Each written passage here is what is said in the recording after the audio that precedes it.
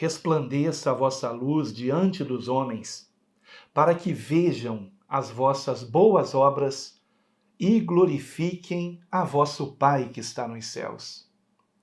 Evangelho segundo Mateus, capítulo 5, versículo 16. Como conciliar esse importante ensinamento de Cristo com outro versículo que está no mesmo Sermão do Monte, mas onde Jesus parece dizer exatamente o contrário do que eu acabei de proferir aqui. Eu me refiro a Mateus, capítulo 6, versículo 1, onde encontramos o seguinte, dito pelo mesmo Senhor Jesus: guardai-vos de fazer a vossa esmola, ou seja, vossas boas obras, diante dos homens, para serdes vistos por eles. Aliás, assim não tendes galardão junto de vosso Pai que está nos céus.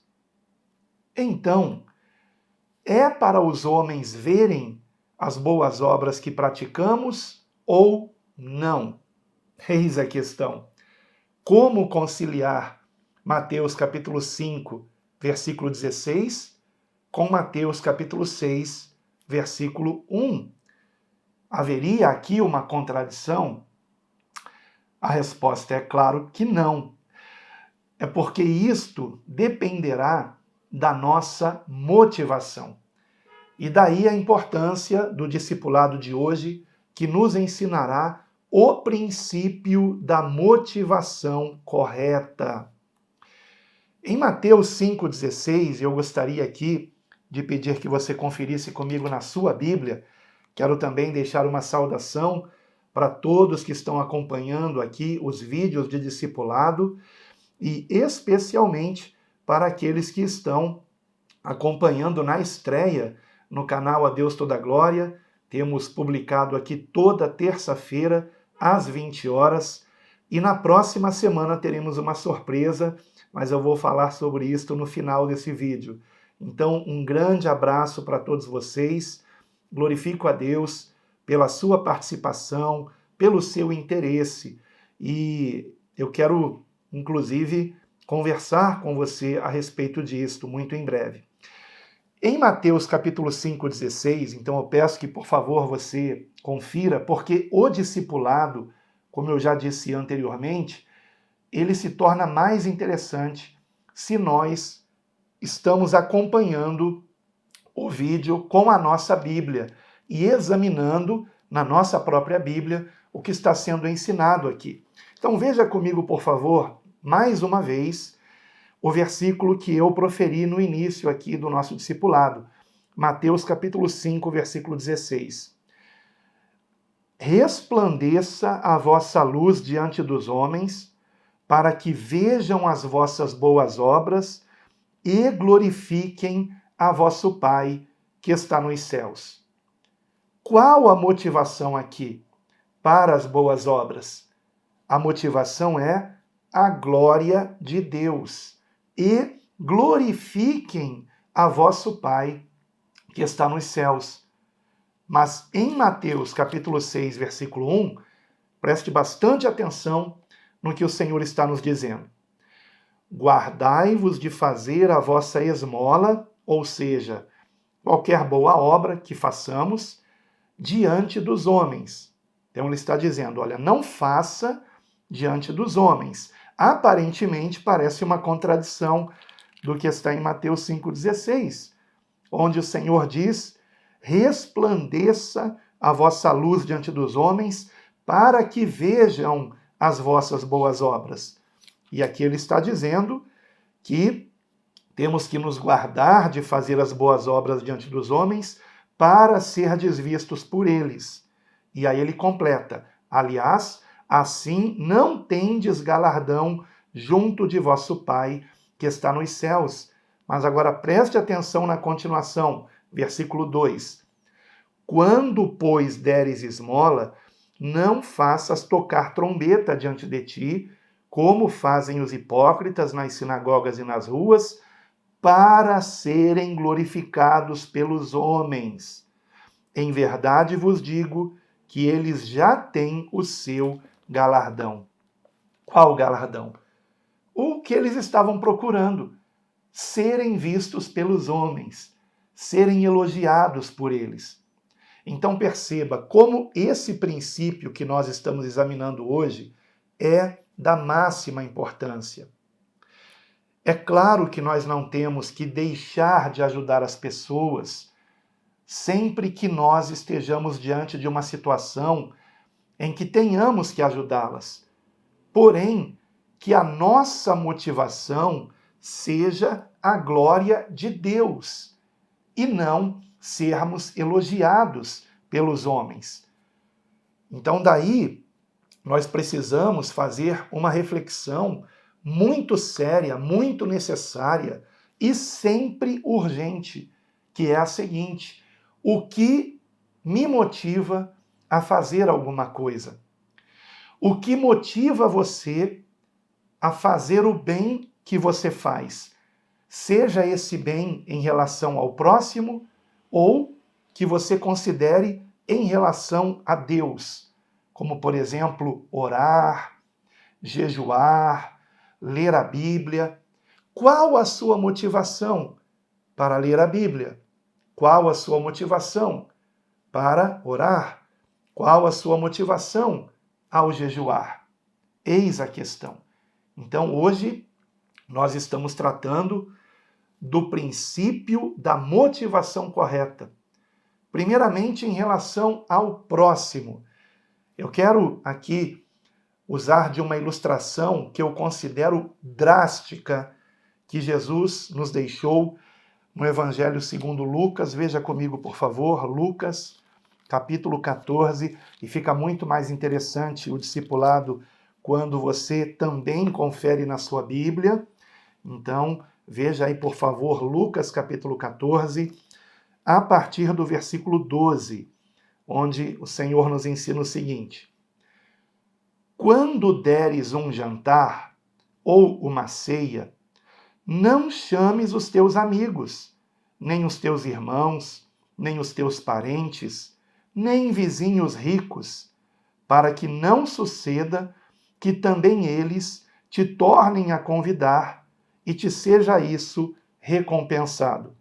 Mas, quando fizeres convite, chama os pobres, aleijados, mancos e cegos, e serás bem-aventurado, porque eles não têm com que te recompensar, mas recompensado te será na ressurreição dos justos. Para ser bem franco, bem sincero, eu nunca vi alguém fazer isto que o Senhor Jesus está nos orientando aqui. Você já viu? Eu nunca vi. O máximo que eu vi foi uma pessoa, depois de uma festividade, pegar aquilo que havia sobrado de salgadinho, de doce, do bolo, e ao invés de dividir com os amigos, ir até moradores de rua para dar aos moradores de rua o que havia sobrado da sua festa, de salgadinhos, de doces, etc., do bolo. Porém, essa pessoa fez isso publicando no seu Facebook. Então, de que adiantou, né? Ela estava querendo mostrar o quanto era caridosa, né? Infringindo o que Jesus nos ensinou em Mateus capítulo 6, versículos 1 e 2. Então, ficou patente que a motivação era errada. A motivação era tirar fotos de si mesma, mostrando ali que ela estava dando o que sobrou da sua festa para moradores de rua, publicando isso no seu Facebook. Claro que nós temos que ajudar a todos que precisam, mas não pela motivação errada, não para sermos vistos pelos homens. E foi o que o Senhor ilustrou ao dizer o que nós lemos aqui em Lucas capítulo 14, versículo 12 ao 14. Então, qual é o ensinamento aqui? É um ensinamento drástico, mas que nós temos que entender do que se trata. Porque alguém também convidar, né, pessoas assim, apenas para obedecer o que Jesus mandou, literalmente, sendo assim literalista, sem compreender o que de fato o Senhor está nos ensinando, é algo até irracional. E Deus não espera que sejamos irracionais. Ele não nos deu um cérebro para que nós não venhamos usá-lo. Então temos que pensar. Então vamos entender o que o Senhor está nos ensinando com Lucas capítulo 14, do versículo 12 ao 14. Será que eu preciso ler de novo aqui o que está escrito? É bem drástico, é bem impactante. Bom, eu não vou ler de novo para não tomar muito tempo. Eu tenho como propósito que cada discipulado tenha menos de 1 hora de duração, para que as pessoas não deixem de assistir por considerar que é muito longo, né? Mas eu quero lembrar, ele só se torna enfadonho se você não acompanhar na sua Bíblia. Então acompanhe na sua Bíblia e você verá como ele se torna mais interessante, porque fazendo isso, inclusive, você fica mais focado, você presta ainda mais atenção no que está sendo ensinado aqui. Então, vamos compreender o seguinte, que a lição aqui, em Lucas 14, a partir do versículo 12, é a seguinte: assim como nós não esperamos receber algo em troca de pessoas que não tenham condições de nos recompensar pelo que fizemos por elas, então, assim como não esperamos receber algo em troca de pessoas que não têm como retribuir, que nada façamos a qualquer pessoa por interesse de alguma retribuição. Repito, que nada façamos a qualquer pessoa por interesse de alguma retribuição. Isso é tão importante que eu preciso enfatizar mais uma vez, que nada façamos a qualquer pessoa por interesse de alguma retribuição. E quando eu digo de alguma retribuição, até mesmo de um simples muito obrigado. Nem mesmo um muito obrigado. Apenas faça o bem. E se a pessoa não te agradecer, deixe isso para lá. Porque se você se importar com isto revela que você fez esperando alguma coisa em troca. Mas é claro que nós temos que ser gratos a todos. Eu já ensinei sobre isto. É claro que nós temos que agradecer a quem nos faz o bem. Mas se nós fizemos o bem a alguém e esta pessoa não agradeceu, não se aborreça com isso. Aliás, que você até prefira que seja assim. Porque então a tua recompensa vem de Deus. Mas apenas se você não ficar aborrecido com isso, tá?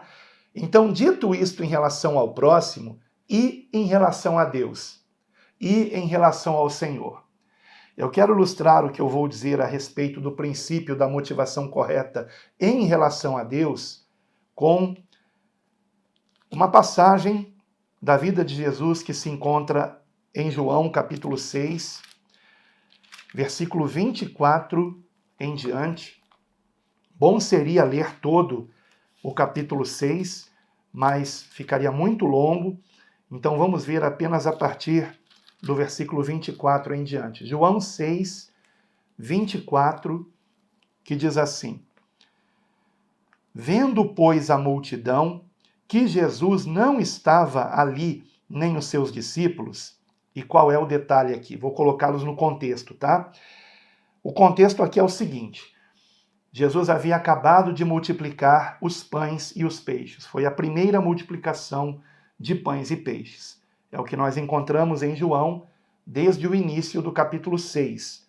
Tá? Então, houve a multiplicação de pães e peixes, só que Jesus partiu daquele lugar e foi para outro lugar e já não estava mais ali no dia seguinte, mas aquela multidão que comeu de graça foi atrás de Jesus no dia seguinte, procurou saber onde que ele estava, e esse é o contexto. Então vamos ver aqui. Novamente, João capítulo 6, versículo 24. É muito interessante, tente acompanhar na sua Bíblia. Vendo, pois, a multidão que Jesus não estava ali, nem os seus discípulos, entraram eles também nos barcos e foram a Cafarnaum em busca de Jesus. E, achando-o no outro lado do mar, disseram-lhe: Rabi, quando chegaste aqui? Jesus respondeu-lhes e disse: na verdade vos digo que me buscais, não pelos sinais que vistes, mas porque comestes do pão e vos saciastes. Então vejam, o Senhor estava aqui declarando abertamente para eles: olha, vocês estão me buscando por interesse. Interessante o final do versículo 24. Em busca de Jesus. Dá até o título para uma boa pregação, né? Em busca de Jesus. Mas nós estamos em busca de Jesus por qual motivação? E no versículo 27, o Senhor nos mostra: trabalhai, ou seja, sejam motivados, não pela comida que perece, ou seja, não busque a Deus por interesse do ter. Não seja essa a tua motivação para buscar Jesus. Trabalhai não pela comida que perece, mas pela comida que permanece para a vida eterna, a qual o Filho do Homem vos dará, porque a este o Pai, Deus, o selou. Então, qual a nossa motivação para buscarmos o Senhor? E depois de dizer isto, se nós continuarmos a leitura de Mateus capítulo 6, e eu até incentivo você a ler, João, acho que eu falei Mateus, né? Se nós continuarmos a leitura em João capítulo 6 e lermos, meditando no que nós estamos lendo, nós vamos então perceber que Jesus começará a falar que ele é o pão da vida, só que mesmo assim as pessoas, aquela multidão, vai continuar insistindo que de novo ele multiplique os pães e peixes, como por exemplo nós vemos aqui no versículo 30, que sinal, pois, fazes tu para que o vejamos e creiamos em ti? Que operas tu? E depois, quando Jesus diz que ele é o pão da vida, né? Aliás, um pouquinho antes dele dizer, mas ele vai dizer assim, porque o pão de Deus é aquele que desce do céu e dá vida ao mundo, versículo 33, e aí no 34, Senhor, dá-nos sempre desse pão. Eles estão de novo pensando no pão material. E é então que o Senhor dirá pela primeira vez, no versículo 35, eu sou o pão da vida. E novamente ele dirá, lá no versículo 48, eu sou o pão da vida. Só que eles continuarão insistindo em não compreender que o mais importante é o ensinamento de Cristo. Por isso, no versículo 66, nós vemos aqui, aliás, antes disso, versículo 63, Jesus dizendo: o Espírito é o que vivifica, a carne para nada aproveita. As palavras que eu vos digo são Espírito e vida. Nós queremos as palavras de Cristo ou nós estamos buscando a Cristo por interesse de que Ele faça alguma coisa na nossa vida, que não seja a nossa transformação interior? Será que nós estamos compreendendo do que se trata um discipulado? O discipulado se trata disso, irmãos, de nós sermos transformados por Cristo, à semelhança dele. É disso que se trata. E é isso que mais importa. Só que aqueles que não estão interessados nisto não são discípulos de Cristo, ainda que digam amar o Senhor. Será que você é um discípulo de Cristo? Ou você está buscando a Deus por interesse de alguma coisa, hein? Qual a tua motivação? Você percebe a importância desse discipulado? O princípio da motivação correta? Quantas pessoas enganadas, enganando-se a si mesmas. Por isso, no dia do juízo, haverá tanta surpresa. Muitos que pensam serem de Cristo ouvirão dele: apartai-vos de mim, vós que praticais a iniquidade. Afastem-se de mim, vocês que não quiseram compromisso comigo, não quiseram andar como eu andei. Vocês não me amavam de verdade. Esse é o ponto. Então vamos entender uma coisa aqui. Não é porque alguém diz que ama Jesus que essa pessoa realmente ama Jesus. É o proceder dela, é a prática de vida que vai revelar isso. Quantas pessoas que dizem amar Jesus, mas apenas estão querendo dogmas religiosos, mas não praticam o que Jesus ensinou. E é isto que realmente importa. Então, aqueles que não querem ser discípulos de Cristo, por exemplo, não vão continuar interessados nesta série, neste discipulado, não, porque não querem ser incomodados pela palavra de Cristo. Não querem ser por ela transformados. Amam a si mesmas. São pessoas egoístas que não querem nascer de novo, mas querem uma capa de religiosidade, querem enganar a si mesmas. E às vezes estão até pregando, aliás, muitas estão pregando, mas não estão de fato sendo transformadas pela palavra, pelo ensinamento de Cristo. Por isso que no versículo 66, nós vamos ver o seguinte, em relação àqueles que não queriam ser discípulos de Cristo. Olha o que diz aqui. João 6, 66. Desde então, muitos dos seus discípulos tornaram para trás e já não andavam com ele. Então disse Jesus aos 12, quereis vós também retirar-vos? Respondeu-lhe, pois, Simão Pedro, Senhor, para quem iremos nós? Tu tens as palavras da vida eterna, e nós temos crido e conhecido que tu és o Cristo, o Filho do Deus vivente. Tu tens as palavras da vida eterna, os ensinamentos que nos dão vida. Você quer praticar esses ensinamentos? São princípios para aplicarmos na nossa vida. Então a lição aqui é procurar Jesus, buscar Jesus, como nós vemos aqui no final do versículo 24, em João capítulo 6, em busca de Jesus. Em busca de Jesus. Você está em busca de Jesus? Procurar Jesus é algo correto, mas não quando a motivação é errada, visando que ele realize nossos desejos pessoais. Aquela multidão estava querendo comer de graça novamente. E o Senhor Jesus não atendeu o desejo deles. Mas aqueles que estavam interessados nos seus ensinamentos, estes sim, permaneceram com Cristo, como Pedro e os demais apóstolos, mas o próprio Jesus diz que um deles era um diabo, né? E essa palavra diabo significa maldizente, difamador, caluniador. Um dos 12 ali, que sabemos, Judas Iscariotes. Então, mesmo numa congregação, às vezes há alguém que finge estar interessado realmente, mas no fundo não está. Quem é você?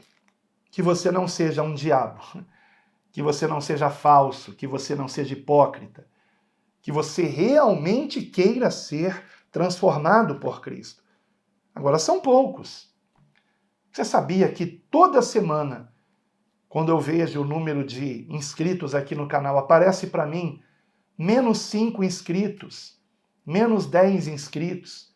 Raramente ganhamos mais inscritos aqui.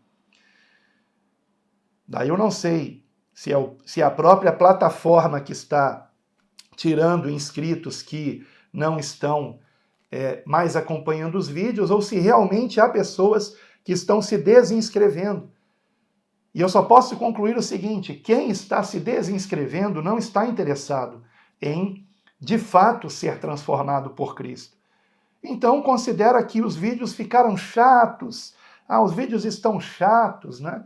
Chatos porque você não quer realmente ser transformado por Cristo. Então, temos que fazer um constante autoexame das nossas motivações. Um constante, diariamente. Por exemplo, nós temos um plano de leitura da Bíblia. E eu acho que você está seguindo, né, esse plano de leitura. Só que você está seguindo ele pela motivação correta ou errada, tá? Então, vamos começar por aí. Tá? Vamos aqui dar alguns exemplos agora sobre motivações corretas ou não. Então, começando pela leitura bíblica. Pergunte a si mesmo: eu leio a Bíblia para quê? Para mostrar que tenho mais conhecimento, ou que eu já li a Bíblia toda, e então eu estou seguindo aquele plano de leitura só para me gabar e dizer: olha, eu li a Bíblia toda, hein? Sou melhor que você. Ou eu leio a Bíblia para que eu mesmo seja transformado por seus ensinamentos, pelos ensinamentos bíblicos. Qual a minha motivação? Mostrar que eu tenho conhecimento ou eu ser transformado pelos ensinamentos bíblicos? Eis a questão. Examine a sua motivação. Quando você ler a Bíblia, lembre-se disso. Pergunte a si mesmo: eu estou lendo a Bíblia para me gabar de que eu conheço a Bíblia ou para que eu seja transformado por esta palavra? Eis a questão. Lembre-se do que Paulo disse, nos alertou, escrevendo aos Coríntios, ou o Espírito Santo de Deus através dele, em 1 Coríntios capítulo 8. O conhecimento incha, mas o amor edifica. E se alguém cuida saber alguma coisa, ainda não sabe como convém saber. Mas se alguém ama a Deus, esse é conhecido dele. Você percebe o quanto isto é importante compreendermos?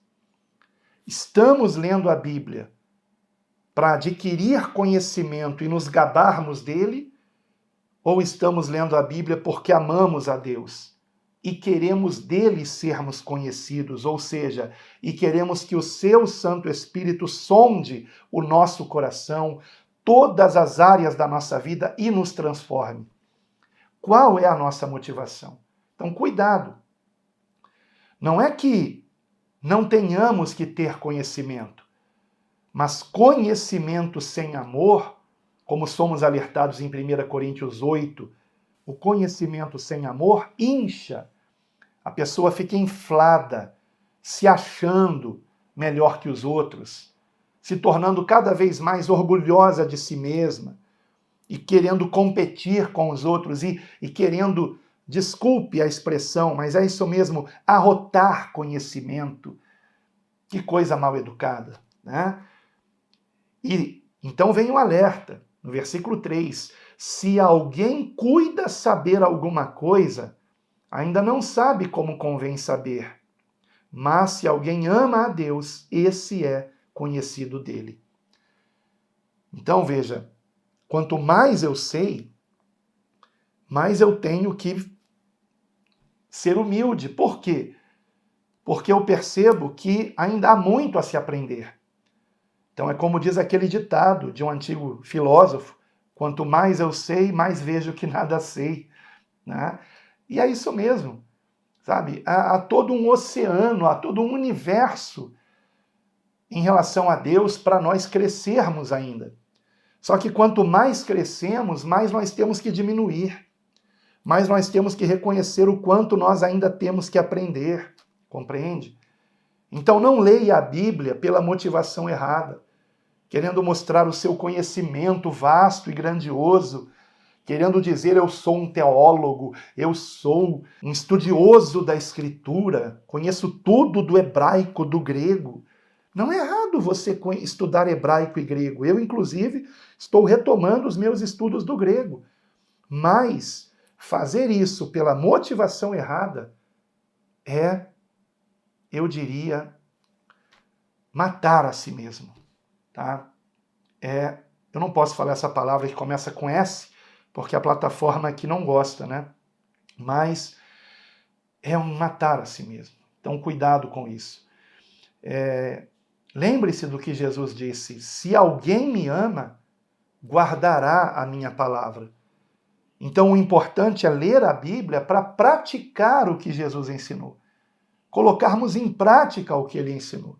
E se guardarmos a palavra dele, a promessa do Senhor é: e meu Pai o amará, e viremos para ele, e faremos nele morada. O Senhor habitar em nós. Que coisa maravilhosa, irmãos. Então, é disso que se trata. Motivação correta. Qual a tua motivação para ler a Bíblia? E para trabalhar? Vamos agora para a questão secular. Nós trabalhamos por qual motivação? Seja qual for o teu trabalho, seja naquilo que você trabalhe, você trabalha pelo quê? Você trabalha pelo salário? Se você trabalha pelo dinheiro, você trabalha de modo infeliz. Porque não devemos trabalhar pela motivação do salário, pela motivação do dinheiro, mas trabalhar para que sejamos úteis à sociedade. E então, neste sentido, todo trabalho é um trabalho digno, seja qual for o teu trabalho. No bom sentido da palavra orgulho, você tem que se orgulhar do seu trabalho, seja ele qual for. Sabe? Não tenha vergonha do trabalho que você tem. Todo trabalho é digno, mas se você trabalha pela motivação correta, que é sermos úteis à sociedade, fazermos algo que vai trazer benefício para o nosso semelhante. E se você parar para pensar, todo trabalho, por mais que ele pareça um trabalho desprezível, não é desprezível. É algo útil para a sociedade, é algo que alguém tem que fazer. Alguém tem que fazer aquele trabalho.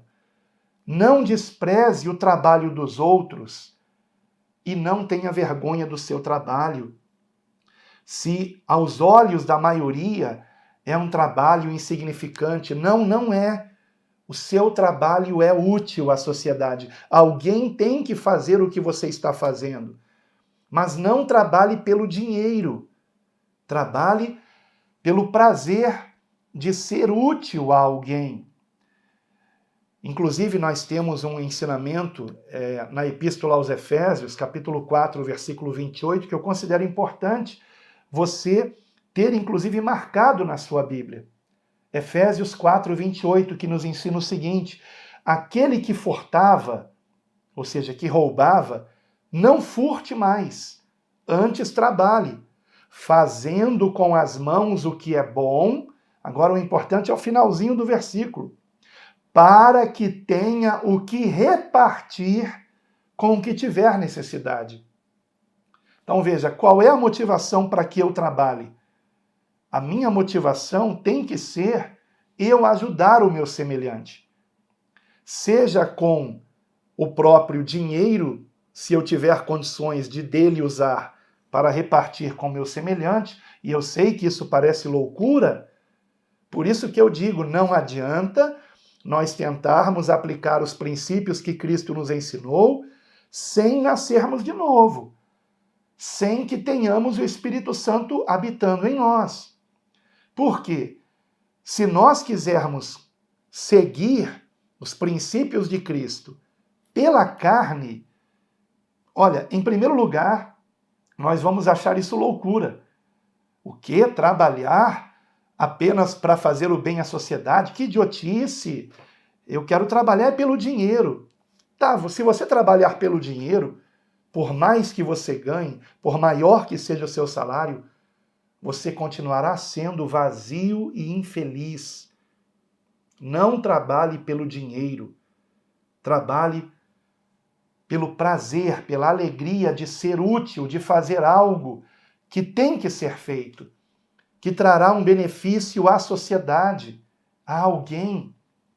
Então, quando trabalhamos pela motivação correta, que é esta que eu acabei de dizer, então o salário é apenas consequência desse trabalhar e você, independente de quanto você ganhe, você estará diariamente trabalhando com prazer e não apenas no dia de receber o seu salário. Você compreende? Então não trabalhe pelo dinheiro.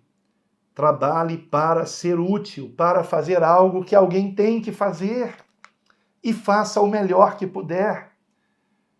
O melhor que você puder. Como a própria palavra nos ensina, não como se estivesse servindo ao homem, mas servindo a Deus. E isto é o mais importante. Então, pergunte a si mesmo, eu trabalho pelo dinheiro ou para ser útil à sociedade? Qual a tua motivação para trabalhar? Reflita sobre isso e aplique na sua vida a motivação correta.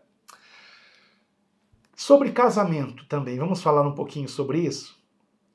Eu me casei, caso você seja casado. Caso não seja, você está querendo casar? Então, eu estou querendo casar, ou eu me casei, buscando a minha felicidade ou buscando fazer o meu cônjuge feliz.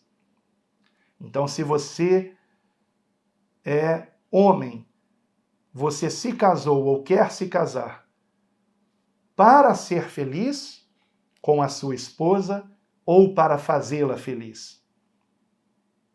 E vice-versa. Se você é mulher, você quer se casar ou você já se casou buscando a tua própria felicidade ou buscando fazer o seu cônjuge, o seu marido mais feliz. Né? Porque quando alguém se casa buscando a própria felicidade, este casamento está fadado ao fracasso. E ainda que não resulte em divórcio, será um casamento de frustração. Porque o marido vai todos os dias acordar esperando algo da esposa, e a esposa todos os dias acordar esperando algo do marido. E todos os dias haverá frustração. Mas eu preciso diariamente acordar, imaginando como que eu posso fazer a minha esposa mais feliz. Então, se eu acordei antes dela, por exemplo, e eu encontrei louça na pia, e eu posso lavar aquela louça, então eu tenho que fazer isso, porque assim eu sei que será menos um trabalho para ela. E a esposa a mesma coisa. Se ela pode fazer algo que ela sabe que fará o seu marido mais feliz, faça. Claro que isto dá mais certo quando ambos, marido e mulher, conhecem a Cristo. Mas mesmo quando um apenas é um discípulo de Cristo, através do seu bom procedimento, o seu cônjuge, mais cedo ou mais tarde, vai se interessar por conhecer Jesus. Agora, não confunda conhecer Jesus com conhecer uma, digamos, denominação religiosa. Nas denominações cristãs, religiosas, nós também podemos conhecer Jesus. Mas sabemos que há, infelizmente, em todas as denominações religiosas, pessoas hipócritas, pessoas falsas. Mas eu estou falando de nós sermos discípulos de Cristo. E há discípulos de Cristo em quase todas as denominações cristãs. Mas também há aqueles que não estão nem um pouco interessados em aplicar em suas vidas o que Jesus nos ensinou. Então, qual a tua motivação na sua convivência conjugal? Você está buscando fazer o seu cônjuge feliz? Ou você está sempre cobrando do seu cônjuge o que ele deveria fazer para que você seja feliz? Né? reflita nisso. Eu tenho certeza absoluta que muitos casais nunca pararam para refletir sobre isso. E aí está o motivo do casamento ser horrível, desculpe, falso, hipócrita. Então, marido, busque fazer a sua esposa feliz e não cobre dela nenhuma felicidade para você, mas tenha alegria em fazê-la feliz. Que a tua alegria seja fazer a tua esposa feliz. E esposa, a mesma coisa. Pare de cobrar do seu marido. Quando você conheceu ele, ele já não era do jeito que ele é? Hã? Quando você conheceu o seu esposo, seu marido, ele já não era do jeito que é? Ah, mas você casou com ele imaginando, depois que eu casar com ele, eu dobro ele, eu manipulo ele, eu mudo ele. Não, mulher, você não vai mudar o teu marido. Só Deus pode mudá-lo. Agora, você pode sim parar de cobrar dele, aceitá-lo como ele é e procurar fazer que ele seja uma pessoa mais feliz. Pare de cobrar o seu marido. Pare, e maridos, parem de cobrar também suas esposas. Vamos aceitar o nosso semelhante como ele é. Quando você se casou, o seu marido, a sua esposa já não eram assim? Então por que você quer agora mudar ele? Hã? Ah, você pensou que iria mudar ele depois que casasse. Você se enganou, desculpe. Tá? Você cometeu um terrível engano. Não se case querendo mudar o seu cônjuge. E se você já é casado, pare de lutar contra o jeito do seu cônjuge. Aceite como ele é ou como ela é e procure fazer esta pessoa mais feliz. Então, examine a motivação para o seu casamento e passe a ter a motivação correta. Não busque ser feliz, mas busque fazer o seu cônjuge feliz. E tudo isso para a glória de Deus. Nós temos também um ensinamento sobre isso em 1 Coríntios, capítulo 7, versículo 3. 1 Coríntios 7, 3, onde está escrito: o marido pague à mulher a devida benevolência e da mesma sorte a mulher ao marido. E eu sei que a maioria, quando lê isso, só pensa na questão sexual, porque Paulo estava falando disto naquele momento. Mas não é apenas assim. O marido pague à mulher a devida benevolência, ou seja, faça o bem, marido, à sua esposa. E a esposa faça o bem ao seu marido. E é simples assim. E pare de um cobrar do outro, tá? Pare de discutir com seu cônjuge. Em relação à igreja, eu faço parte de uma igreja para que eu seja abençoado ou para que eu seja uma bênção? Então veja, quantos são aqueles que quando vão participar de um culto religioso, eles dizem assim: eu estou indo buscar a minha bênção. Não há base bíblica para isso, não há. Mas nós encontramos o contrário, que nós é que temos que querer ser uma bênção. Que nós é que, ao seguirmos Cristo, temos que querer nos parecermos com Ele e sermos por Ele transformados, pelo seu Santo Espírito operando em nós, na medida que aceitamos a sua palavra, que é como uma poderosa semente, e é uma poderosa semente, que quando encontra o terreno apropriado no nosso coração, vem dar muito bom fruto.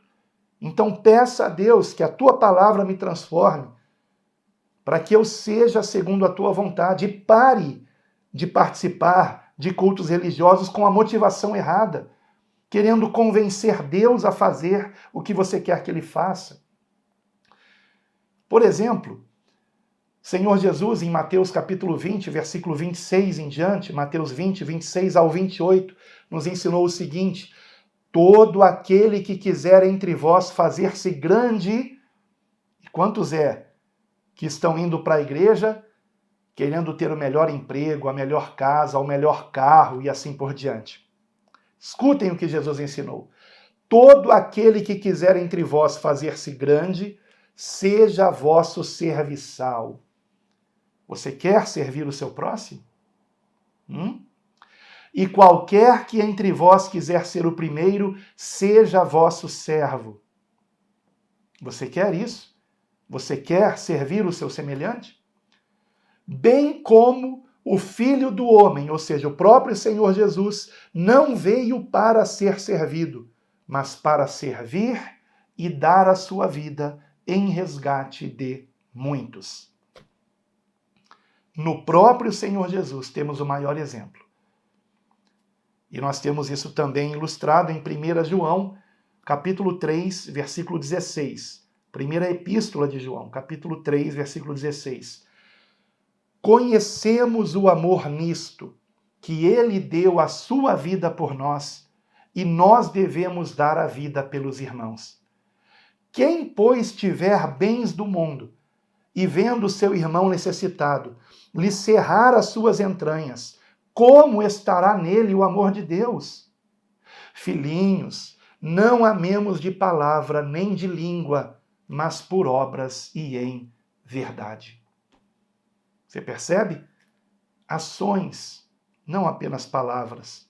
De que adianta dizer que ama a Deus se você não amar o seu semelhante? E eu faço o bem, de um modo geral, para receber elogios, ou eu faço o bem apenas para a glória de Deus? Foi o que nós vimos no início, né? Então, voltando aqui para Mateus, capítulo 6, versículos 1 e 2, que nos ensina que sim, temos que fazer o bem, temos que ajudar as pessoas, mas que não seja pela motivação errada, que não seja, como diz o versículo 2, para sermos glorificados pelos homens, mas que seja pela motivação de Mateus 5, versículo 16, que seja para que as pessoas glorifiquem ao nosso Pai que está nos céus. Então, como Paulo resumiu numa frase, 1 Coríntios 10, 31, fazei tudo para a glória de Deus. Que a glória de Deus seja a nossa motivação. Este é o princípio da motivação correta. Que a nossa motivação seja a glória de Deus. Precisamos examinar as nossas motivações, porque não basta fazer o que é certo. A motivação também tem que ser correta, porque do contrário, nós estaremos alimentando o egoísmo, o orgulho, a frustração. Mas se a nossa motivação for correta, então estaremos sendo edificados em Cristo e dando muito bom fruto para a glória de Deus. Você compreende? Quantos religiosos hipócritas, né? Que fazem o que é certo, só que pela motivação errada. Oram para serem vistos pelos homens. Falam palavras difíceis na oração para serem depois elogiados. Puxa, como você ora bonito, né? Quando jejuam, dizem para todo mundo que estão jejuando, fazem até cara de fome para que todos percebam que você está jejuando, né? Quantos são aqueles que contam para os outros quanto tempo passam orando por dia? Se alguém fica por aí dizendo quanto tempo fica orando, está querendo a glória dos homens. Claro que nós temos que orar. Claro que é importante também jejuar quando compreendemos. E eu já ensinei aqui sobre jejum, aqui no discipulado. Então, claro que é importante, mas pela motivação correta. Não para sermos vistos pelos homens. Da mesma forma, quando nós ensinamos a palavra, que Deus me livre de ensinar aqui para receber elogios. Que Deus me livre disso. Eu não quero jamais ensinar buscando aparecer, que ele cresça e eu diminua, que tudo seja para a glória de Deus. E se aparece a minha imagem nas thumbnails, né, nas propagandas dos vídeos, é apenas porque eu sei que isso chama mais a atenção das pessoas para clicarem ali. Mas Deus é quem conhece a minha motivação e Deus é quem conhece a tua motivação também. Então aqui fica um alerta. Não julgue também a motivação das pessoas. Não julgue, não julgue, não julgue.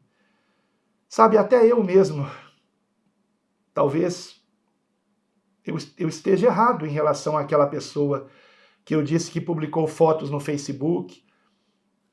Talvez ela nem tenha publicado aquelas fotos para aparecer, mas para motivar outras pessoas a fazerem a mesma coisa.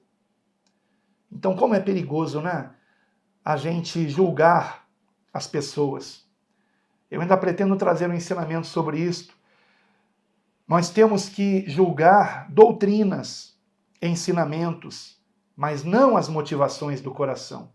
Só Deus é quem conhece a tua motivação e a minha motivação. Ele é que sabe se nós estamos fazendo algo para a glória dele, para ajudar as pessoas ou para aparecer. Bem, nós estamos aqui já encerrando. Nós estamos numa série onde nós estamos agora dentro aqui do Formando Discípulos de Cristo. Nós estamos agora dentro de uma série onde nós estamos aprendendo os princípios da vida em Cristo. Nós que estamos em Cristo, só estamos realmente em Cristo se queremos aplicar os ensinamentos dele na nossa vida. E nós já vimos aqui 4 princípios com este é o 4. O princípio do espelhamento, o princípio da escolha mais difícil, o princípio da verdadeira riqueza e agora o princípio da motivação correta. Só que depois de nós vermos esses 4 princípios, eu considero que é necessário conversarmos um pouco sobre isso. Será que todos estão compreendendo a importância dos princípios da vida em Cristo? Do que nós já aprendemos até aqui? Então eu queria incentivar você, caso você não tenha assistido os vídeos anteriores, que você esteja assistindo cada um destes vídeos que nós vimos até aqui. Porque nós teremos na próxima semana uma conversa sobre isso, tá? Na próxima semana, com a permissão de Deus, será diferente. Nós teremos uma live onde nós vamos conversar sobre os princípios da vida em Cristo. Porém, desta live só vão participar os inscritos no canal. Por quê? Porque será uma live para quem está acompanhando o discipulado. E principalmente os últimos vídeos, os vídeos mais recentes. Esses 4 que eu mencionei. Então eu peço que você, por favor, verifique se você está inscrito aqui no canal, tá? E até mesmo com o sino das notificações ativado para você receber a notificação. E também é importante você não esquecer de deixar o like, o joinha. Por quê? O gostei, né? Porque se você esquece de deixar o gostei, mesmo que você seja inscrito e tenha o sino das notificações ativado, na medida que você assiste vídeos e não coloca o gostei, a plataforma vai deixar de indicar os meus vídeos para você, tá? Então, confira a inscrição e se você colocou o gostei, tá?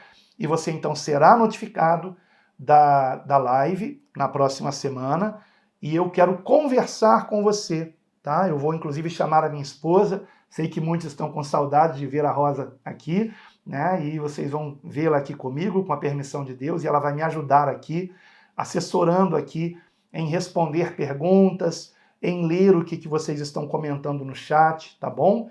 Eu tenho publicado os vídeos aqui de um modo que parece que é ao vivo, mas eu gravo um pouco antes, às vezes no mesmo dia, às vezes um dia ou 2 antes, coloco aqui aparecendo a data do dia que está sendo publicado o vídeo e tento acompanhar aí no chat com vocês, mas costumo não escrever para não distrair vocês aí no chat, tá? Mas na próxima semana, com a permissão de Deus, será ao vivo mesmo, tá? Não será gravado antecipadamente. E eu quero conversar com você, tá? Quero saber se você está entendendo bem a diferença entre, por exemplo, estudo bíblico e discipulado. Isto aqui se trata de um discipulado.